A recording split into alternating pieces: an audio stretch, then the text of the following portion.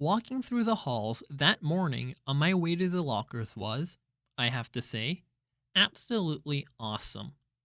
Everything was different now. I was different. Where I usually walked with my head down, trying to avoid being seen, today I walked with my head up, looking around. I wanted to be seen. One kid wearing the exact same costume as mine, long, white skull face oozing fake red blood, high-fived me as we passed each other on the stairs. I have no idea who he was, and he had no idea who I was. And I wondered for a second if he would have ever done that if he'd known it was me under the mask. I was starting to think this was going to go down as one of the most awesome days in the history of my life. But then I got to homeroom. The first costume I saw as I walked inside the door was Darth Sidious. It had one of the rubber masks that are so realistic, with a big black hood over the head and a long black robe. I knew right away it was Julian, of course. He must have changed his costume at the last minute because he thought I was coming as Jango Fett. He was talking to two mummies who must have been Miles and Henry, and they were all kind of looking at the door like they were waiting for someone to come through it. I knew it wasn't a bleeding scream they were looking for. It was a Boba Fett. I was going to sit at my usual desk, but for some reason, I don't know why, I found myself walking over to a desk near them, and I could hear them talking. One of the mummies was saying, "It really does look like him." "Like this part especially," answered Julian's voice.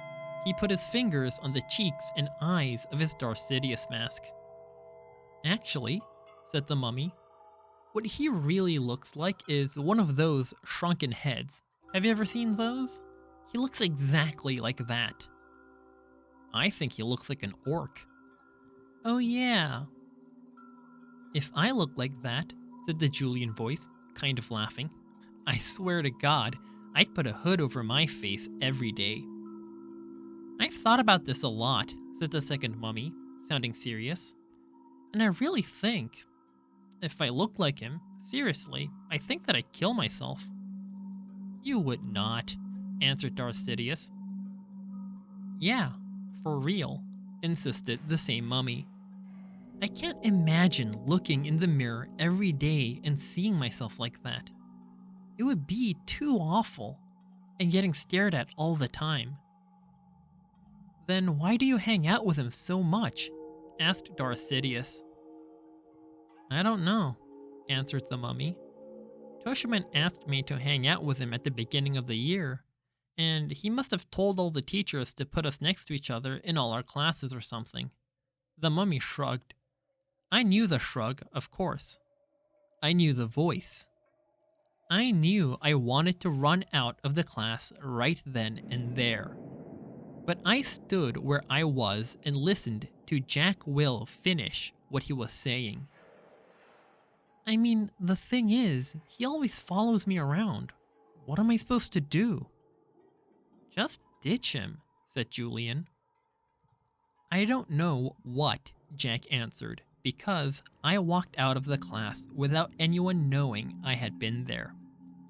My face felt like it was on fire while I walked back down the stairs.